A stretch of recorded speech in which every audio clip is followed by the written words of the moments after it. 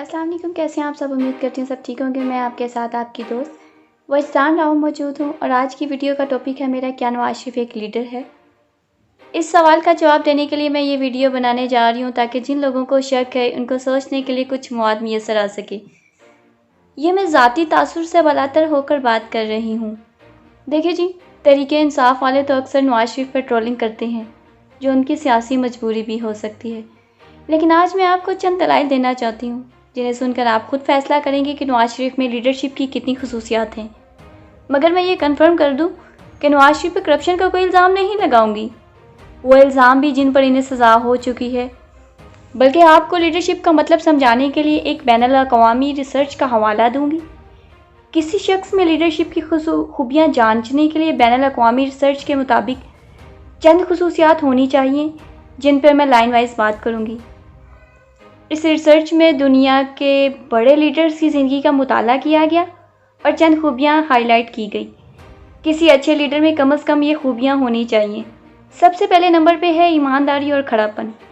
किसी भी शख्स के लिए ईमानदारी और खड़ापन इंतहाई ज़रूरी है अगर वो एक कामयाब लीडर बनना चाहता है। और नवाज शरीफ, मियाँ मोहम्मद नवाज शरीफ साहब की ईमानदारी और खड़ेपन का तो दुनिया भी एतराफ़ करती है कि किसी भी मौके पर ना तो उन्होंने अपने मुल्क के साथ ईमानदारी दिखाई, ना अपने वर्कर्स के साथ और इवन कि अपनी फैमिली के साथ भी। हमेशा ईद मुल्क से बाहर गुजारते रहे हैं, अपनी बीवी को बिस्तरे मर्ग पर छोड़कर सियासत करने आ गए और अपने भाई को भी अपनी बेटी के मातहत कर दिया। जब भी इन पर मुश्किल आन पड़ी तो अपने असूलों और बयानिए का सौदा कर बाहर चले गए। दूसरे नंबर पे आता है भरोसा, एतमाद यानी कॉन्फिडेंस। मियाँ साहब का खुद पर भरोसा ज़ीरो से भी ज़रा नीचे होता है। कोई भी बात करने के लिए हमेशा पर्ची अपने पास रखते हैं। तकरीरों और दूसरे लीडरान के साथ बात करने में हमेशा हिचकिचाते और घबराते हैं। आपको पता होगा जब ये बाहर जाते हैं तो मुख्तलिफ मौक़ों पर इनके हाथ में डिफरेंट तरह की पर्चियाँ जो होती हैं वो देखी जा सकती हैं। ना खुद पे एतमाद है, ना अपने बयानिए पे और ना ही अपने वर्कर्स पे कभी एतमाद किया। मियाँ साहब की सियासत तब चमकती है जब आवाम खुद किसी मकसद के लिए उठ खड़े हों उसके और वो जाकर आगे आगे चलने लगे। इसके बाद आता है लीडर में दूसरों को मुतासिर करने की सलाहियत होना। मियाँ साहब ने हमेशा दूसरों के कंधे पे बंदूक रख कर चलाई है। तीनों मरतबा धांधली और अदारों के आशीर्वाद से वज़ीर आज़म बने। सवाए ज़रदारी पर झुकने कसने के इनकी कोई बात आवाम को मुतासिर ना कर सकी। मगर आजकल अपनी इन जुगतों से भी यू टर्न ले लिया है। बैनुल अक़वामी सतह पर और कौमी सतह पर मियाँ साहब अपना कोई इंप्रेशन कायम करने में नाकाम रहे। इसके बाद लीडर में आ जाता है खुद सुपुर्दी और जुनून होना चाहिए। हमारे नवाज शरीफ में कितना जुनून है ये तो हर कोई जानता है। अगर कोई नहीं जानता तो मैं बता देती हूँ।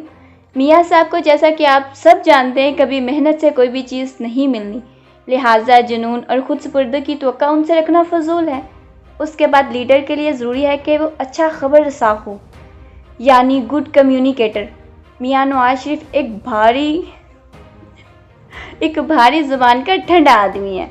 याददाश्त उनकी कमज़ोर है, उन्हें पता नहीं चलता कि उन्होंने कहाँ पे क्या बोलना है और जब बोलते हैं तो उनका चेहरा स्पार्ट और जज्बात से आरी होता है।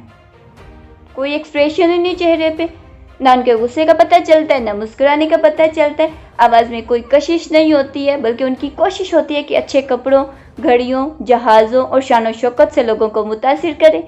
लिहाजा इस कैटेगरी में भी वो फेल है। इसके बाद किसी लीडर के लिए ज़रूरी है कि उसमें फ़ैसला साजी की क़ुव्वत हो। बतौर वज़ीर आज़म ये सलाहियत हम इनकी देख चुके हैं कि हमेशा तख़ीरी हरबे इस्तेमाल करते हैं और उनके फ़ैसलों को अक्सर सहाफ़ियों या उनके मुशीरों के फ़ैसले हुआ करते थे। लिहाजा इस क्वालिटी में भी ज़ीरो है।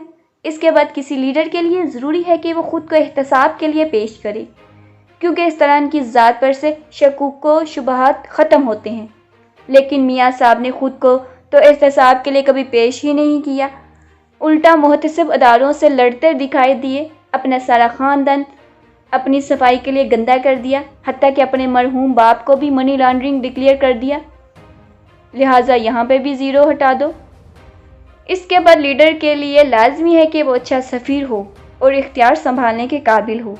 इस खसूसियात में भी अफसोस के साथ कहना पड़ता है कि नवाज शरीफ साहब ज़ीरो हैं। इन्हें कभी भी अपने बयानात में मुल्क का दिफा नहीं किया। कहीं भी गए उन्होंने फ्रंट लाइन पे लीड करने की कोशिश ही नहीं की। ओबामा के साथ आपको उनकी प्रेस कॉन्फ्रेंस याद होगी। नवाज शरीफ साहब किसी भी बड़े मौके पर अपने ही मुल्क के अदारों को इल्ज़ाम दे देते हैं। कभी इंडिया के खिलाफ एक लफ्ज़ नहीं कहा। कुलभूषण का नाम उनकी ज़बान पर कभी आया ही नहीं था। लिहाजा इस क्वालिटी में भी मियाँ साहब मार खा रहे हैं। इसके बाद लीडर के लिए ज़रूरी है कि वो एक तख्लीक़कार और मौजिद हो। आप खुद नज़र करें मियाँ साहब की शान और शौकत वाली ज़िंदगी पर। उनकी ज़िंदगी में कोई ऐसा कारनामा नहीं जिनको हम कह सकें कि हाँ ये बात मियाँ साहब ने पहली मर्तबा की थी। लिहाजा यहाँ भी मियाँ साहब मार खा गए हैं। इसके बाद एक और क्वालिटी जो अवाम को लीडर के करीब करती है, यानी कि लीडर हमदर्द और हसास हो। मॉडल टाउन सानिया के बारे में आप जानते हैं कि इस पर नवाज शरीफ का रिस्पॉन्स देखें। सानिया बिल्डिया टाउन पर हो, फाटा में अवाम की तबाही और बर्बादी हो, बलोचिस्तान, अंदरून सिंध, जनूबी पंजाब, मतलब सारे पाकिस्तान में जहाँ भी जुल्म हुआ मियाँ साहब ने उन पर अवाम का साथ नहीं दिया, बल्कि जहाँ भी गए सिर्फ वोट इकट्ठे करने के लिए गए। लिहाजा इनमें ये क्वालिटी भी ज़ीरो है। इसके बाद लीडर के लिए ज़रूरी है कि लीडर वो शख्स हो जिसमें लचक हो। मियाँ नवाज शरीफ में चोरों और डाकुओं के लिए तो बहुत लचक होती है। किसी भी मामले में बड़े पे देख लें, कौमी मफाद के सामने जो है ये ढेर हो जाते हैं। नवाज शरीफ में ये लचक मतलूबा मिकदार से कुछ ज़्यादा है, सिर्फ़ और सिर्फ चोरों और डाकुओं के लिए। लिहाजा यहाँ पे भी वो मार खा जाते हैं। उसके बाद किसी लीडर के लिए ज़रूरी है कि उसमें जज्बातियत और अक्लमंदी पाई जाती हो। लेकिन जैसा कि मैंने पहले भी कहा, मियाँ साहब एक ठंडे मजाज के गोंगलू किस्म के आदमी हैं। गोंगलू लफ्ज़ पे एतराज़ है, मुझे पता है आप लोगों को, लेकिन ये एक सच है। मेरी वीडियो देख के पटवारियों को आग लग जाएगी। अक्लमंदी का सवाल ना ही पूछें तो अच्छा है नवाज शरीफ साहब से, क्योंकि उन्हें जवाब तो आता ही नहीं है। लिहाजा यहाँ पे भी मियाँ साहब को 0 नंबर मिलेंगे। इसके बाद किसी लीडर के लिए लाजमी है कि इसमें इनकसारी और आजिज़ी पाई जाए। अब आप मियाँ साहब की शहाना ज़िंदगी और मुतकब्बराना चाल ढाल पर गौर करें। अवाम की इनके सामने कीड़े मकोड़ों की सी भी कोई अहमियत नहीं होती। अब भी देखें, कानून, इखलाक और मर्दानगी को कुचल कलंदर में रुपोश बैठे हैं। लिहाजा यहाँ भी शिकस्त होती है नवाज शरीफ साहब को। उसके बाद किसी लीडर के लिए ज़रूरी है कि उसके फ़ैसले और कौलो फेर में शफाफियत हो।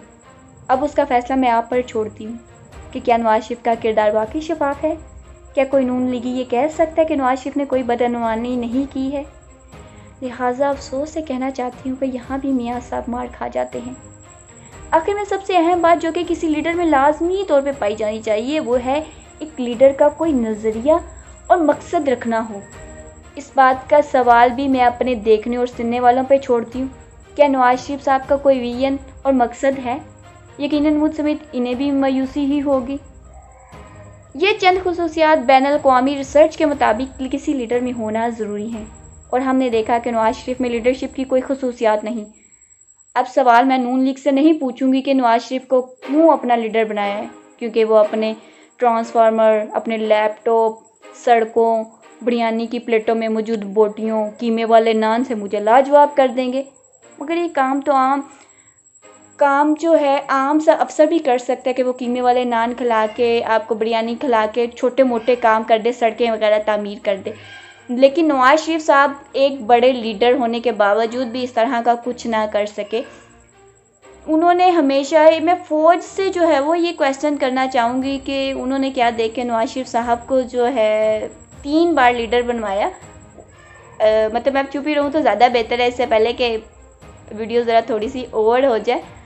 अगर आपको मेरी वीडियो पसंद आई है तो आप सब्सक्राइब कीजिएगा, वीडियो लाइक कीजिएगा, कमेंट्स में बताइएगा कि कैसी वीडियो बनी है, और बेल आइकन को प्रेस करना मत भूलिएगा ताकि मेरी नई आने वाली वीडियो का नोटिफिकेशन आप तक पहुंच जाए।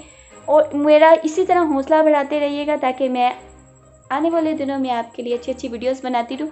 अगर आप चाहते हैं कि मैं किसी टॉपिक पे वीडियो बनाऊं तो आप कमेंट्स में वो टॉपिक छोड़ सकते हैं। मैं इंशाल्लाह ताला देख लूँगी और उस पर काम करूँगी। आप सबकी प्यार और मोहब्बत का बहुत शुक्रिया। अल्लाह हाफ़िज़।